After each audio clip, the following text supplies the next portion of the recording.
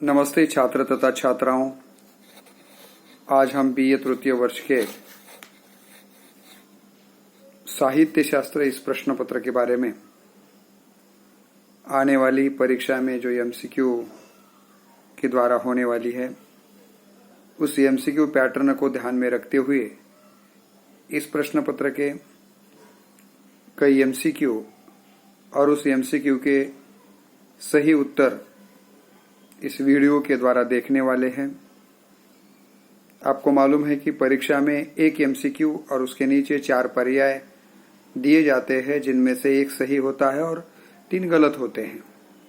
लेकिन मैं यहाँ पर केवल प्रत्येक एमसीक्यू का सही उत्तर ही आपके सामने रखने वाला हूँ, लेकिन परीक्षा में 4 पर्याय दिए जाएंगे, ये बात आपको ध्यान में रखनी है। तो बीए तृतीय वर्ष और द्वितीय सत्र का साहित्य शास्त्र नामक जो प्रश्न पत्र है उसके एमसीक्यू हमें इस प्रकार से देखने हैं। इस पेपर में आपको कई प्रकार के एमसीक्यू पूछे जाएंगे, जैसे कि संस्कृत काव्य शास्त्र में साहित्य के लिए डैश डैश शब्द का प्रयोग किया गया है। क्या पूछा जा सकता है आपको ऐसा पूछा जा सकता है कि संस्कृत काव्य शास्त्र में साहित्य के लिए डैश डैश शब्द का प्रयोग किया जाता है, और इसका उत्तर है काव्य। क्या इसका उत्तर है काव्य। इसके बाद काव्य का समानार्थी शब्द है। काव्य का समानार्थी शब्द है कविता, पद्य, पद, उपर्युक्त सभी। तो आपको यहां उत्तर लिखना है उपर्युक्त सभी। तो काव्य के लिए क्या क्या शब्दों का प्रयोग किया जाता है? काव्य के लिए कविता कहा जाता है, पद्य कहा जाता है, पद कहा जाता है। इसलिए यहाँ ए बी सी ये तीनों पर्याय बराबर है, और चौथे डी में कहा गया है कि उपर्युक्त सभी। तो उपर्युक्त सभी को आपको यहाँ पर टिक करना है या उसे सही उत्तर के रूप में चुनना है। इसके बाद शब्दार्थो सहितो काव्यम, यह परिभाषा किसने की है? आपको पूछा जाएगा कि शब्दार्थो सहितो काव्यम, यह परिभाषा किसने की है, और आपको उत्तर देना है भामह। इसका उत्तर क्या है? इसका उत्तर है भामह। प्रश्न एक बार सुन लीजिए। शब्दार्थो सहितो काव्यम, यह परिभाषा किसने की है, और उत्तर है भामह। उसके बाद भूषण बिनन बिराजई कविता वनिता मित्त, यह काव्य की परिभाषा किनकी है? भूषण बिनन बिराजई कविता वनिता मित्त, यह काव्य की परिभाषा किनकी है? इसका उत्तर देना है आचार्य केशवदास। इस प्रश्न का उत्तर क्या है? तो उत्तर है आचार्य केशवदास। कवनीच काव्यम, यह किसका कथन है?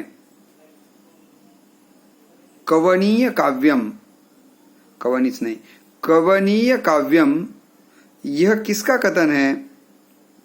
तो इसका उत्तर है आचार्य अभिनव गुप्त। इसका उत्तर क्या है? आचार्य अभिनव गुप्त। पाश्चात्य साहित्य जगत में काव्य के लिए कौन से शब्द का प्रयोग किया जाता है? प्रश्न सुनिए। पाश्चात्य साहित्य जगत में काव्य के लिए कौन से शब्द का प्रयोग किया जाता है?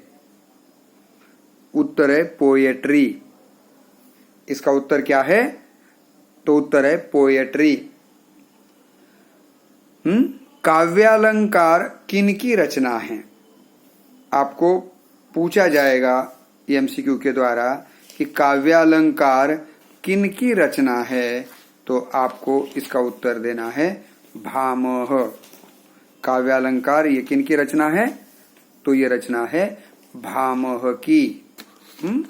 इसके बाद गुण अलंकार सहित शब्दार्थ को किसने काव्य घोषित किया? गुण अलंकार सहित शब्दार्थ को किसने काव्य घोषित किया? उत्तर है वामन। इसका उत्तर क्या है? तो इसका उत्तर है वामन।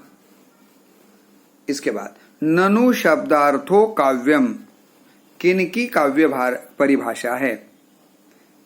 एक बार फिर सुन लीजिए। ननु शब्दार्थो काव्यम किनकी काव्य परिभाषा है? उत्तर है रुद्रट। इसका उत्तर क्या है? तो इसका उत्तर है रुद्रट। दोष रहित गुण सहित अलंकार युक्त तथा रस युक्त कृति को कौन काव्य मानते हैं? उत्तर है आचार्य मम्मट। ये सारे जो विशेषताएं मैंने अभी बताई इसे के बारे में कि दोष रहित गुण सहित अलंकार युक्त तथा रस युक्त कृति को कौन काव्य मानते हैं? तो उत्तर है आचार्य मम्मट। इसके बाद वाक्यम रसात्मक काव्यम किनकी काव्य परिभाषा है? वाक्यम रसात्मक काव्यम किनकी काव्य परिभाषा है? उत्तर है आचार्य विश्वनाथ। क्या है उत्तर? उत्तर है आचार्य विश्वनाथ। इसके बाद रमणीयार्थ प्रतिपादका शब्द काव्यम किनकी काव्य परिभाषा है? रमणीयार्थ प्रतिपादका शब्द काव्यम किनकी काव्य परिभाषा है? इसका उत्तर है आचार्य पंडित जगन्नाथ। क्या उत्तर है? आचार्य पंडित जगन्नाथ। इसके बाद किसने काव्य में सादगी, असलियत और जोश को महत्व दिया? किसने काव्य में सादगी, असलियत और जोश को महत्व दिया? उत्तर है महावीर प्रसाद। इसका उत्तर क्या है? तो उत्तर है महावीर प्रसाद द्विवेदी। महावीर प्रसाद द्विवेदी। कविता हमारे परिपूर्ण क्षणों की वाणी है, किसका मंतव्य है? कविता हमारे परिपूर्ण क्षणों की वाणी है, किनका मंतव्य है? उत्तर है सुमित्रानंदन पंत। इसका उत्तर क्या है? तो उत्तर है सुमित्रानंदन पंत। साहित्य जीवन की आलोचना है, किसका कथन है? साहित्य जीवन की आलोचना है, किनका कथन है? तो उत्तर है मुंशी प्रेमचंद। किनका कथन है ये? तो ये कथन है मुंशी प्रेमचंद जी का। इसे आपको ध्यान रखना जरूरी है। उसके बाद poetry is the best words in the best order किनकी काव्य परिभाषा है? Poetry is the best words in the best order किनकी काव्य परिभाषा है? उत्तर है कॉलरीज। किनकी है? उत्तर है कॉलरीज। इसके बाद poetry is at bottom a criticism of life किनकी काव्य परिभाषा है? दोबारा सुनिए। Poetry is at bottom a criticism of life किनकी काव्य परिभाषा है? उत्तर है मैथ्यू आर्नोल्ड। उत्तर क्या है? उत्तर है मैथ्यू आर्नोल्ड। ध्वनि को साहित्य की आत्मा डैश डैश ने माना है। ध्वनि को साहित्य की आत्मा डैश डैश ने माना है। उत्तर है आनंदवर्धन। उत्तर क्या है? तो उत्तर है आनंदवर्धन। डैश डैश यह साहित्य का प्राण तत्व कहलाया जाता है। डैश डैश यह साहित्य का प्राण तत्व कहलाया जाता है। उत्तर है भाव तत्व। इसका उत्तर क्या है? उत्तर है भाव तत्व। विचार तत्व का संबंध डैश डैश से है। विचार तत्व का संबंध डैश डैश से है। उत्तर है कल्पना। उत्तर क्या है? उत्तर है कल्पना। साहित्य में भावनाओं का चित्रण किसके द्वारा संभव है? साहित्य में भावनाओं का चित्रण किसके द्वारा संभव है? उत्तर है कल्पना। उत्तर क्या है? कल्पना। साहित्य के अनुभूति पक्ष को मूर्त रूप प्रदान करने वाले तत्व कौन से हैं? क्या प्रश्न है?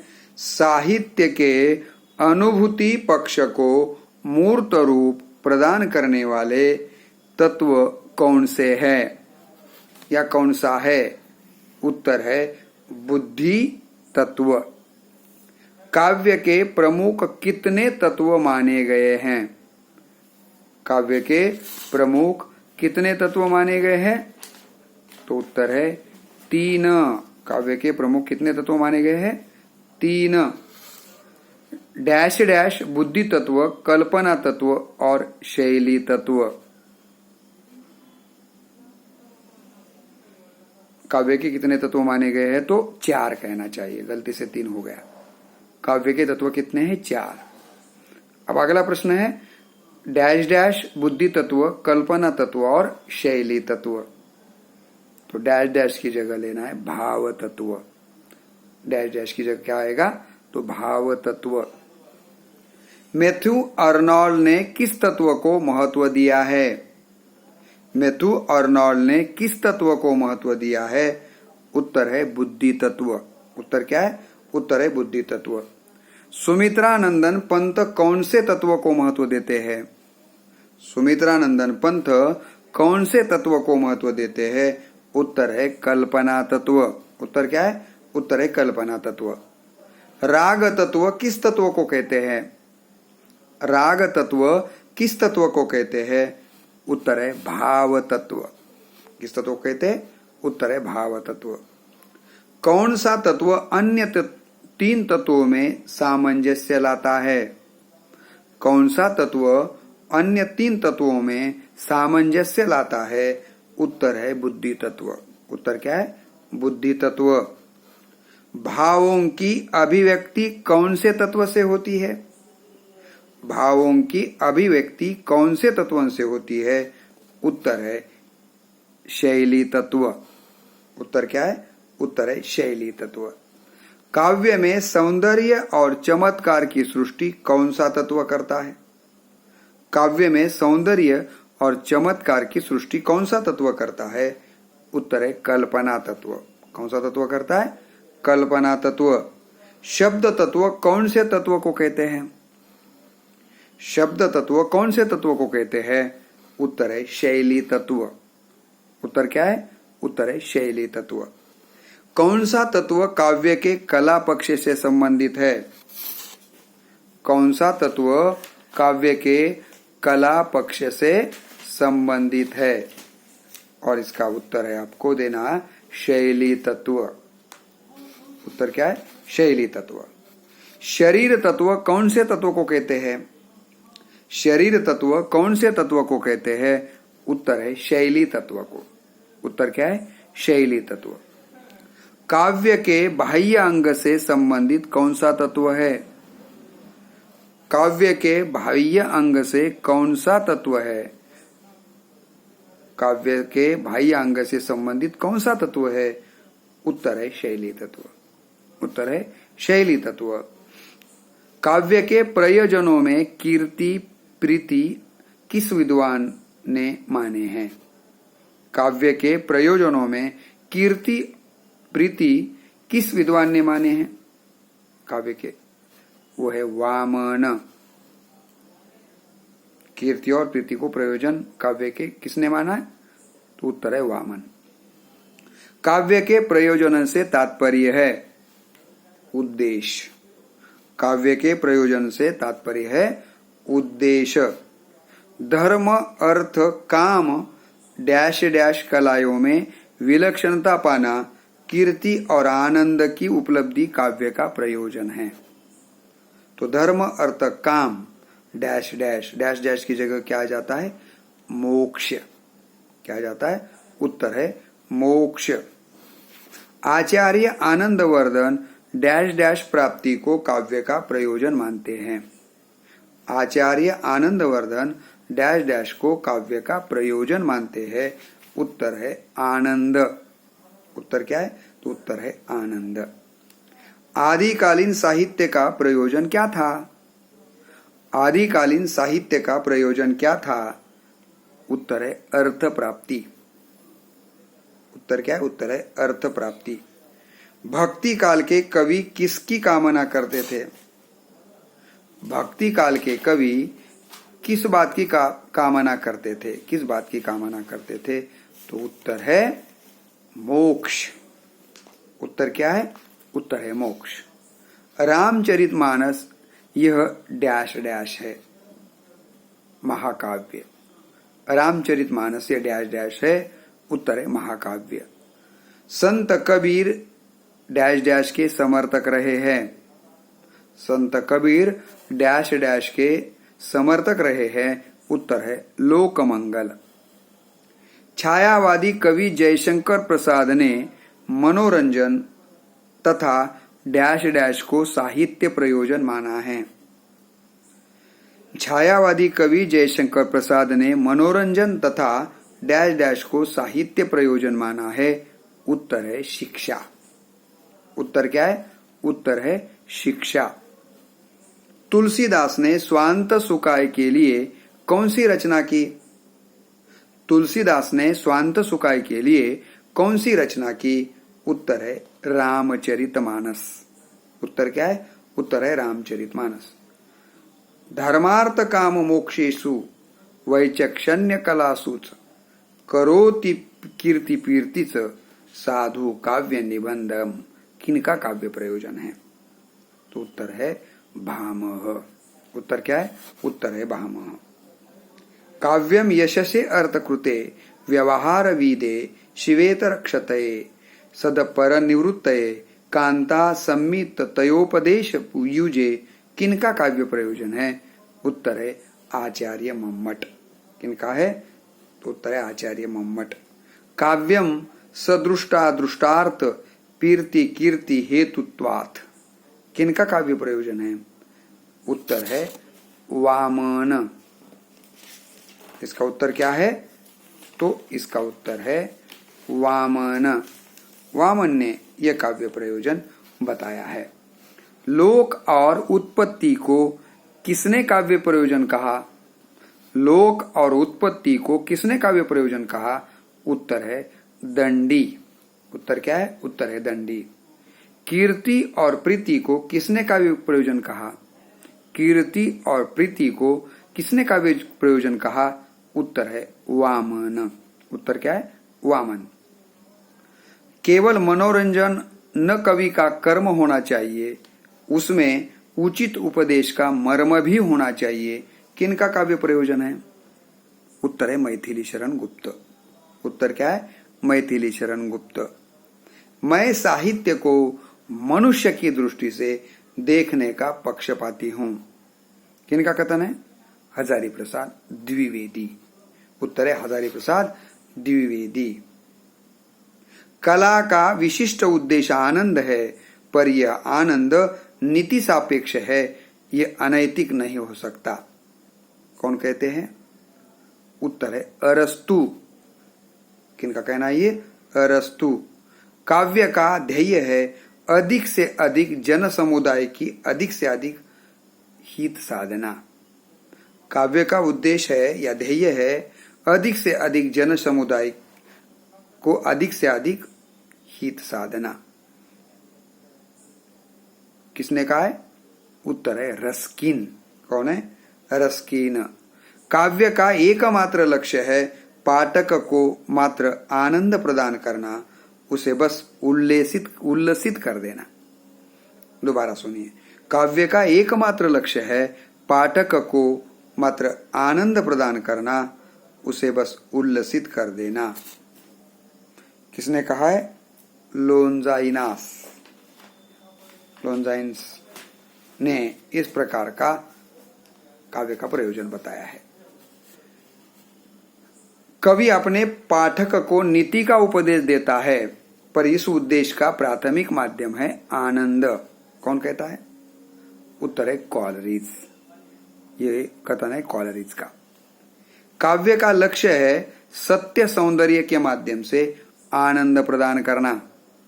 काव्य का लक्ष्य है सत्य सौंदर्य के माध्यम से आनंद प्रदान करना। कौन कहता है? उत्तर है वर्ड्सवर्थ। उत्तर है वर्ड्सवर्थ। नीति के प्रति विरोध जीवन के प्रति विरोध है। नीति के प्रति विरोध जीवन के प्रति विरोध है। किनका कहना है? Matthew Arnold. इसका उत्तर है मैथ्यू अर्नाल्ड। तो इसी प्रकार से इस वीडियो में हमने कुछ प्रकरणों को देखा है। बचे हुए जो आधे प्रकरण हैं जिसे मैं अगले वीडियो में आपके सामने रखूंगा। आज हम साहित्य शास्त्र के पहले ही 2-3 प्रकरणों को इस वीडियो के द्वारा देख पाए हैं।